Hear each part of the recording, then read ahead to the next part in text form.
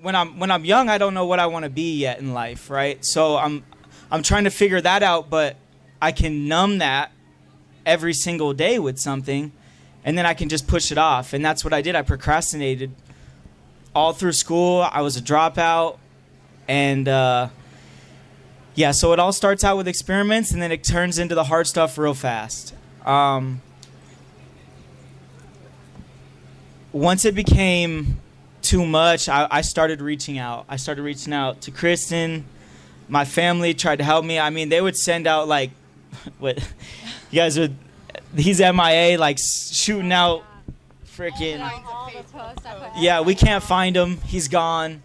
And it's not like I wanted to, you know, I love my family. My family was everything to me, and they still are. And these are my best friends. And I isolate. And I think that's what we do when we go in our addiction. We isolate. Even if we don't notice we're doing it, it's what we do. We isolate ourselves so we can feel comfortable that we don't have to lie to somebody every day. I don't have to get up and lie that I'm going to Walgreens when I'm really going to pick up a sack. So I isolate myself from people because I don't want to have to lie, right? And then everything else comes with it, right? I start doing other dumb things, and then I catch my first prison bid. And I didn't do it right in there either. You know, I came out in 2020, and I fell right back into it real fast. And at that point, my family was like, you know, we love you, we're here, but we just can't, you know, we're not going to house you, we're not going to do anything like that. So I was on the streets, and IV user doing the most, man. And I finally got locked up in the beginning of 2021. And I told myself that I'm going to give it everything I got. And I met some amazing people. Got all my boys right here. Raise your hands. And that's what you need. You need a circle that you can rely on and that is going to be there for you. Because at the end of the day, like, man, I tried to get into recovery so many times, but I didn't have a circle. Like, I've tried to do it all by myself or with my family, and they've always been there, so you never had that extra source of people that are in the same headspace as you, right? And so, yeah, now I got that. I got an amazing circle. I got out about 9 months ago. I went to New Freedom, which is an amazing program. And I got out, and I've been hitting the ground running. I moved to these beautiful people's house right here, Jeff and Disa, with my beautiful children, wherever they're running around with. And they've been a huge support system for me, and they've never given up on me. And I think if you have family that's out there struggling, and like, I know it's hard, you just want to cut ties, but just, you know, don't support them, give them money, but just let them be a phone call away. Sometimes that's all I needed was just a phone call to my sister, just like when I was thinking of doing something really stupid, you know? And it probably saved my life a couple times, you know?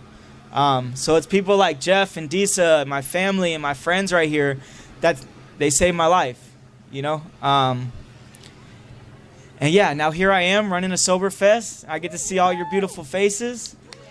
And yeah, so me and my sister started a nonprofit called New Haven. We wanted to be sober living and outpatient. To try to just reach out to those coming out of incarceration and rehabilitation, because once you live such a structured lifestyle so much, it's hard to just jump right back into life, right? Like, and I know there's plenty of programs out there that help, but I would like to be one of them, you know, and give that extra support and stability to those people, to help them get their first car, help them get their first house, help them get a bank account, learn how to make money, right? And because if you've never done it before, you need that, right? You can get told a million things when you're in rehab or incarcerated, like, this is how you do it, but when you get out there, it's right over your head, man. You don't have any help anymore, and you're all by yourself, and you go back to what's comfortable, and that's not what we want, you know what I mean? We know what's comfortable to us as addicts, and it's not where we want to be. So yeah, that's what we started, our own little nonprofit, and we're very small, but we're trying to get it kick-started. Very started. Like, very, very small. Yeah, we got a website. You guys check it out. But, yeah. So that's a little bit of my story. Thank you guys for listening. Now I'll give you over to my sister. Well, my name's Amber. I am the mother of Pam. I'm the daughter of Pam, who put on this event, and thank you everybody again for being here. A little bit about my story. So I started very young as well. I was about, I'd say 13, 14 years old when I started experimenting a bit. When I was younger, I did all the sports. I was straight A student. You know, I was kind of like, I guess, the perfect daughter. And then I was in, my main thing was golf. I was in the junior LPGA for about 2 years or so. And I kind of felt like I was put into a box for a bit. Like I couldn't get out of the box. I didn't know who I was anymore. I kind of lost my identity. Even though I was so young, I didn't know who I was, really. And so I started to rebel. I got out of the junior LPGA. I threw a fit on the course and just walked out. And I started to rebel. I started sneaking out. And then I met a guy. I met a guy. It was a toxic relationship. Anytime we were fighting or anything, it's like we would resort to drugs to make everything okay again. And before I knew it, I was skipping class. I was skipping school in general. I was falling asleep in class. It just spiraled down really, really fast. And then I ended up graduating from high school, and then I went to beauty school where we met. And that's where it got really bad. My mental health was not okay. I was, like I said, in a really toxic relationship, and it was just not okay. So I ended up dropping out of beauty school as well. 2 weeks before graduation. I'm so mad at myself now. It's one of my regrets. But, you know, it is what it is. You know, life happens. This is where I'm supposed to be. So, but I ended up dropping out of that. And, you know, I ended up graduating and I got my own apartment. And then you get that independence where you don't have your parents around. You're able to do whatever you want. You're able to party and, you know, do all the things. And before I knew it, I was, you know, up all night. And I didn't remember my mom. I told her I was sick, so I didn't go to school, except I was already dropped out of school. So sorry, Mom. And I told her, you know, I'm sick. I don't feel good. I'm not going to school. And she ended up coming over to my house with my sister. And she had, you know, all the flu and cold medicine here. And really, you know, I was dope sick. I wasn't, you know, cold sick or flu sick. And she opened the door and, you know, there's bodies like laying on the floor. You know, we just spent, you know, like 24 hours partying. And yeah, so she kind of, I hid it from my family for a long time until I couldn't. And I feel like that was the moment where she kind of was like, oh, this is what's happening. This is a problem. Yeah. And, you know, after that, me and my boyfriend ended up breaking up, which was probably the best thing for me. And I got clean for a little bit until, you know, those demons started coming back. And I struggle with mental health, depression a lot. I still do every day. And I fell down the hole again about 9 months after I had my first son, my oldest, Owen, wherever he is. I fell off about 9 months after that, and that guilt and shame just like eats you alive, and it still does to this day. And yeah, I had, you know, my Owen's father. We didn't have the greatest relationship either. That was also toxic, and apparently I'm just really drawn to toxic people or toxic relationships, whatever it is. It just was all bad for me. So I think we moved to Colorado we moved here and there.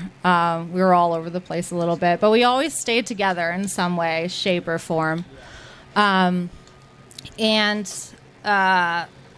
I think I did a little bit of everything. The only thing I didn't dabble in is the meth and heroin, but everything else was game. And what else?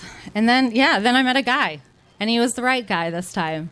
I think allowing myself to be loved and feeling like I felt like I didn't deserve it for a really long time. I felt like, all the bad things that I did, all the lying and conniving and stealing and all the things, like, I don't deserve that kind of love. I deserve what I've done in my life. And I thought that for so long. And I finally met the right guy who truly loves me for exactly who I am. He knows my story, and he still loves me to death, and I love him to death. And he saved my life. If I did not meet him, I don't think I would be here anymore, honestly. I struggled with such bad mental health, like I said, that I don't think I would have survived what I was going through. So thank the Lord for him. He's just he's not here at the moment, sadly. He's back in North Carolina, where I'm from, but taking care of our baby. But yeah, we've been together for 9.5 years, almost 10 years. I've been sober 9.5 years, so that's very awesome. And yeah, I guess that's my story. I'm thriving now. I have an amazing job. I have amazing people around me, my family, friends, new people that I've met today. Honestly, I'm just very thankful for where I'm at now. And yeah, that's my story. I love it. Yeah. Do you want to come up and say something or what? Come on. What about any of the other boys want to come up, say what's up? When you surround yourself with the right people, good things definitely come from it. We all make mistakes. We've been down different life paths for different reasons. And I think what truly measures a man or woman, is just kind of what you take away from the hard times in life and the things that, you go through, trials and tribulations. And we're all different. But as you can see when you look around, we're all the same in life experience and life lessons. So, again, it's great to see such an amazing turnout. Again, Pamela Green, you guys did an amazing job. And I love you all. Have a good day.